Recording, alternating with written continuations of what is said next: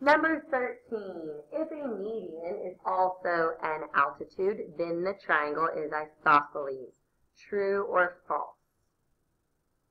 Remember, if you can think of even one time that it's false, then the whole sentence is false. What do you guys think on this one? That's where my mind went first as well. False, counterexample, equilateral.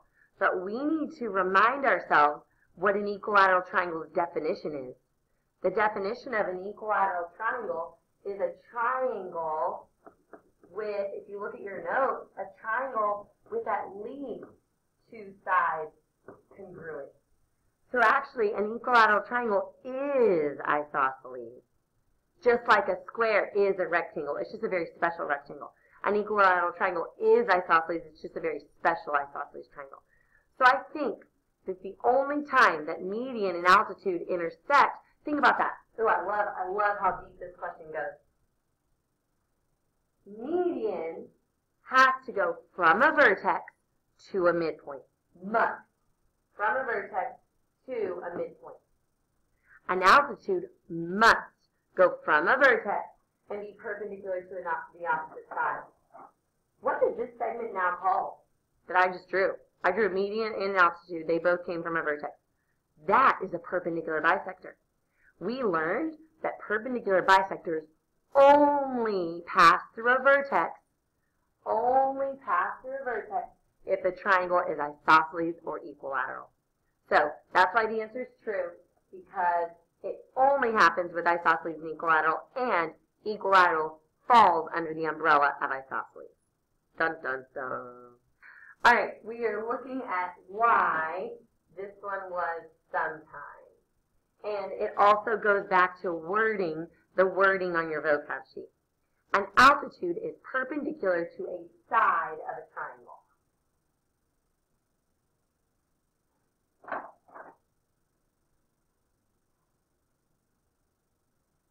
So I drew a triangle, and I drew one of its altitudes.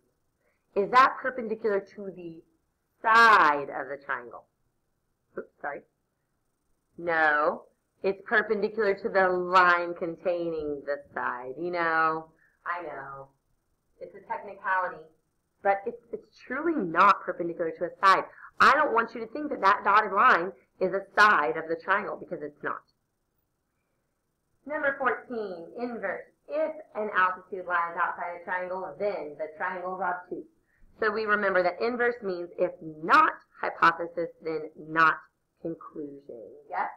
So, if an altitude does not lie outside a triangle, then the triangle is not obtuse.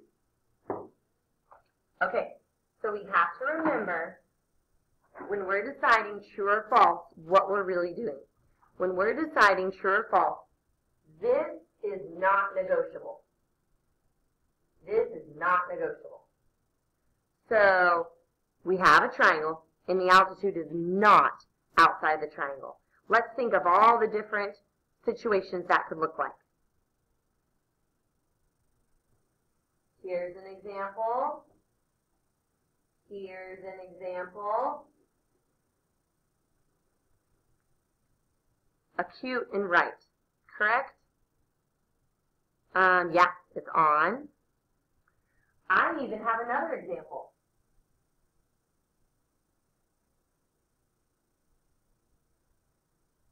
In all three of my examples, that hypothesis is true.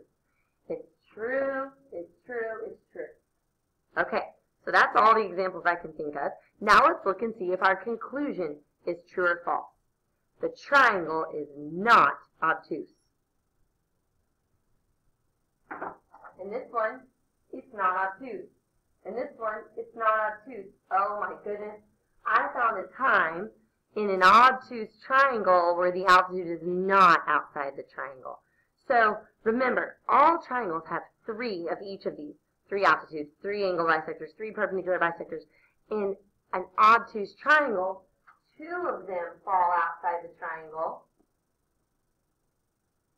Two of them do, this one and this one, but the third one falls inside the triangle. Way to find that. I will change the answers to say false. Good job. I'm glad we did that together. Number 7, the picture was getting very busy. So not all the information is on the picture.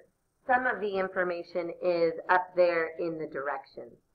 So we are focusing on YC. We're trying to find out if he's special or not. What special segment he is. Well, he's not the altitude because YD is the altitude. He's not the median because YM is the median. So he's not the median, he's not the altitude. Oh my gosh, what kind of special thing is he? Well, we're going to look at this right here.